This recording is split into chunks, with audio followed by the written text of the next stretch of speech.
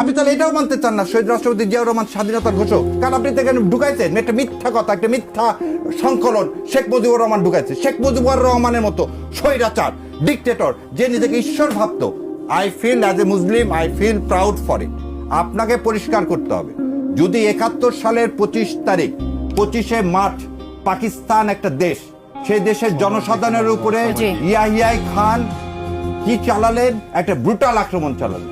তার বিরুদ্ধে স্বাধীনতা ঘোষণা করলেন কে? শহীদ রাষ্ট্রপতি জিয়াউর রহমান। আপনি তাহলে এটাও মানতে চান না শহীদ রাষ্ট্রপতি জিয়াউর রহমান স্বাধীনতার ঘোষক? কারণ আপনি এখানে ঢুকাইছেন একটা মিথ্যা কথা, একটা মিথ্যা সংকলন। শেখ মুজিবুর রহমান ঢুকাইছে। শেখ মুজিবুর রহমানের মতো স্বৈরাচার, ডিকটেটর, যে নিজেকে ঈশ্বর ভাবত, সে লোকটা আপনি বলেন তার প্রায়শ্চিত্ত করতে হবে না?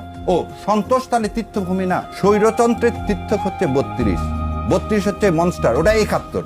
আর আমাদের বাপ চাচারা যার যুদ্ধ করলো, আমাদের বাড়িঘর যাদের ভাঙলো, সেটা কিছু না। ওর ৩২কে রাখতে হবে, কারণ ওটা তো ভারতের স্মৃতিভূমি।